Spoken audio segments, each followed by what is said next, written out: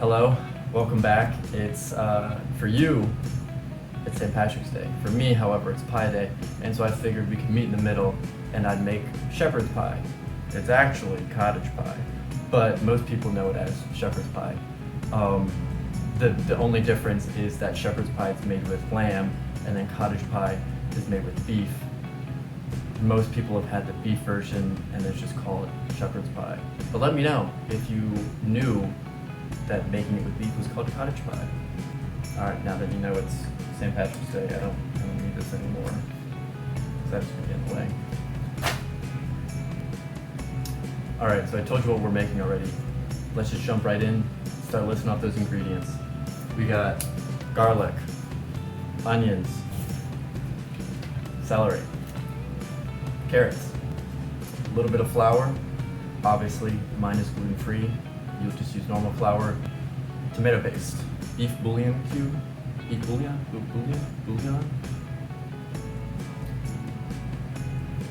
Beef bouillon cube. Did I say that right? I think so. And another hard word to say, Worcestershire sauce. I think that's the closest I'm gonna get. I just avoid saying the name of this out loud ever. Look at all this time I have on my hands. Bay leaves, beef. I need some red wine, beef stock, potatoes, butter, and milk, and a little bit of Parmesan. And then, as always, salt, black pepper. So this recipe that I'm giving you guys today is actually not a gluten-free recipe because it does call for normal flour. I just sub in gluten-free flour and it works just fine. There are a few recipes where you can just use any recipe and then just sub in a gluten-free thing and it works fine. This being one of them. At some point I'll show you this really good salted caramel chocolate chip cookie recipe that I make, and it's literally just me swapping in gluten-free flour, and it's delicious. You know how they say less is more? Well, forget that, because in this recipe I usually add a lot more of almost everything because it's delicious. So like with the carrots and the celery and the onion, I think they only called for one of all of those, and I'm adding 3 carrots, 3 celery, and then 2 onions because it just adds, it's more filling, literally, and also literally more filling, and then also more filling. On top of that, I will also be adding peas and mushrooms. I don't actually like mushrooms, but this recipe is good for sneaking them in because you don't actually really taste them. It just kind of melds with all the other things going on. So if you don't like mushrooms either, this is a great recipe to incorporate them because they are good for you. I know that. And I wish I liked them. People talk about them in ways that they sound like the greatest thing on earth, but for some reason to me, just not a fan. Like, I've tried them a lot, tried them in different ways, and each time I'm like, it's not that good. But that's just me.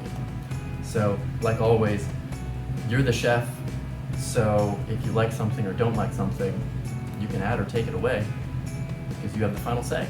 So, we all know what the next step is. Read the recipe.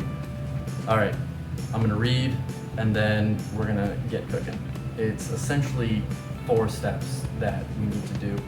It's going to be cook the onion and garlic, cook the vegetables, cook the beef, and then put everything else into the pan to make the filling. So I have 3 big bowls and then a small little bowl that I'm going to kind of prep everything and then have them waiting so that I can just kind of dump it into the pan. So it's obviously going to be the onion and garlic in one, vegetables in another, and then everything else. The beef obviously can just sit on its own, but like anything that needs to be together, like measured out, like the wine, the stock and whatnot. So I'm going to use these for that, so then the cooking process will be more streamlined, and hopefully I won't panic. Up first is the onion, garlic, and other onion. I'm just gonna see if I can keep doing this while I'm talking. Remember, I mean, you'll see it when I do the actual cutting, but with the onions, keep the stem on because it makes the chopping easier, because then you don't got stuff flying all over the place. And I'm making it best I can see because there's some, like that, there's some skin falling off, but I kept the juggling up the entire time. Showing off my cooking talents, showing off my juggling talents. I am a man of many talents.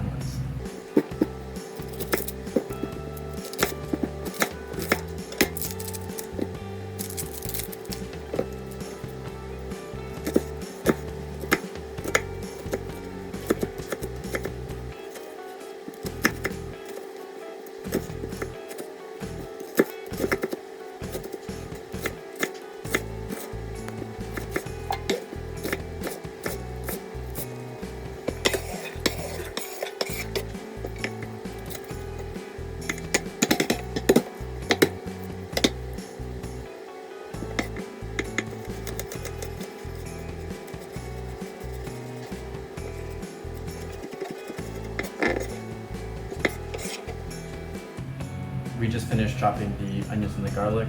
Next, let's get to chopping the vegetables.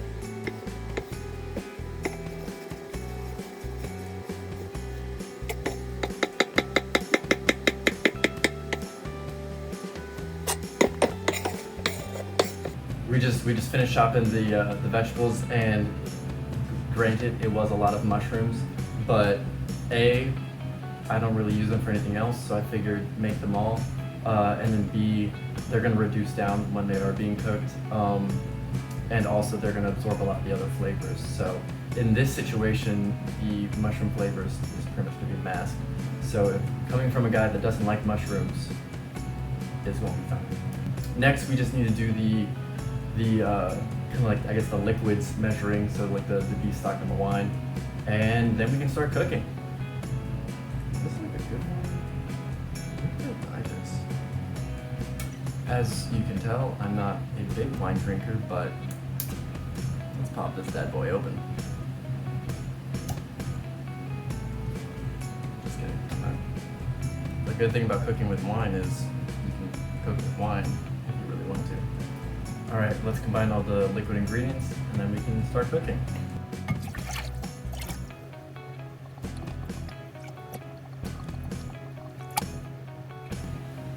The liquids have been mixed, the pan is heating, everything is kind of ready to be added in.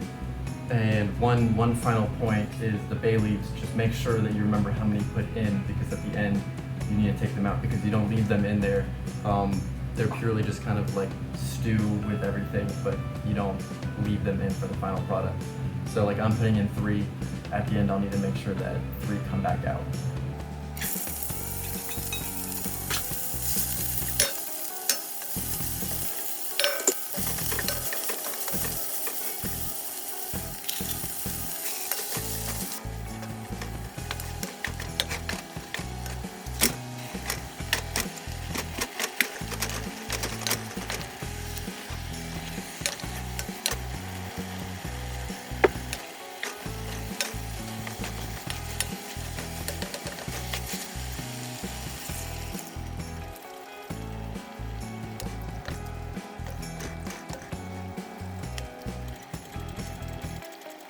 The filling has simmered for 30 minutes, it's thickened up, it smells fantastic. I wish smell came through video because my entire apartment smells great right now.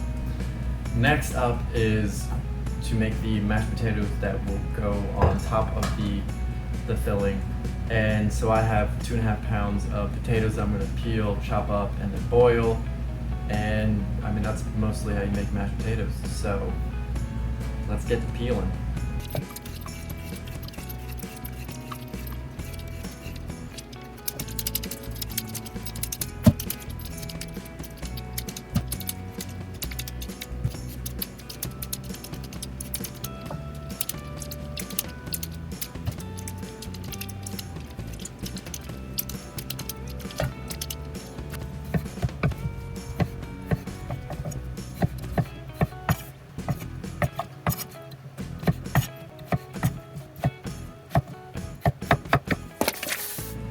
potatoes have boiled, the way to check to see if they're done is to kind of just poke them with a fork, and if they feel tender, then you're good to go.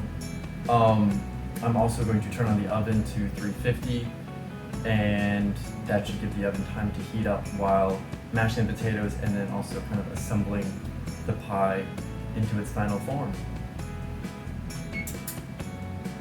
Also make sure that you don't have anything in your oven, because I know I do, so I need to take those out. The next step is you just take the boiling or boiled potatoes and then strain them.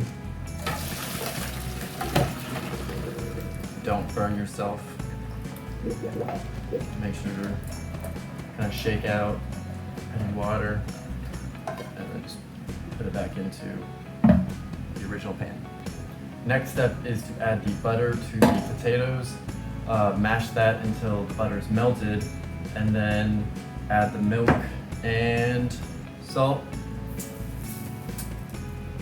and then you're good to go.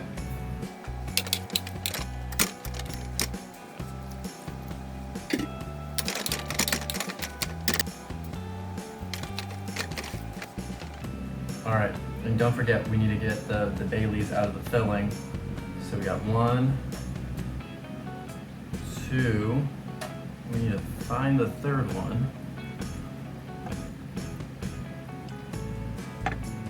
Marco.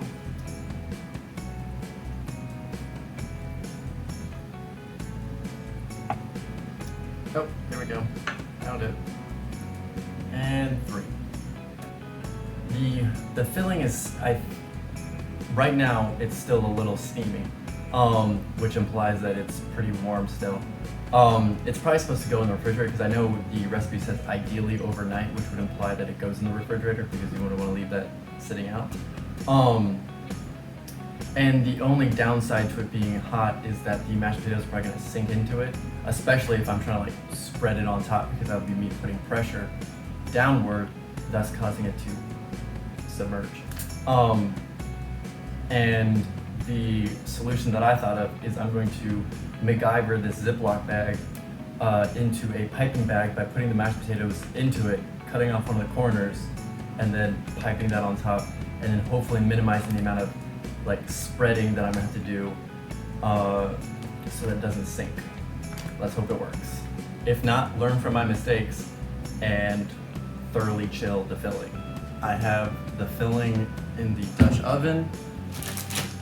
I have the mashed potatoes in a bag. All I need to do is cut off a corner, and we'll see if this works.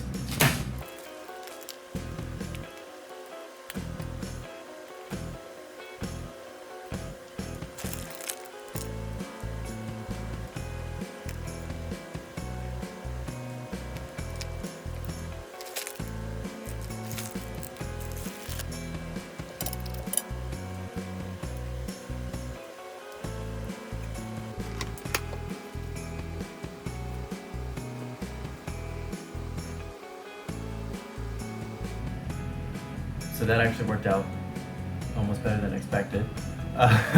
Next up, pop in the oven, and then it's time to eat. The 30 minutes is done.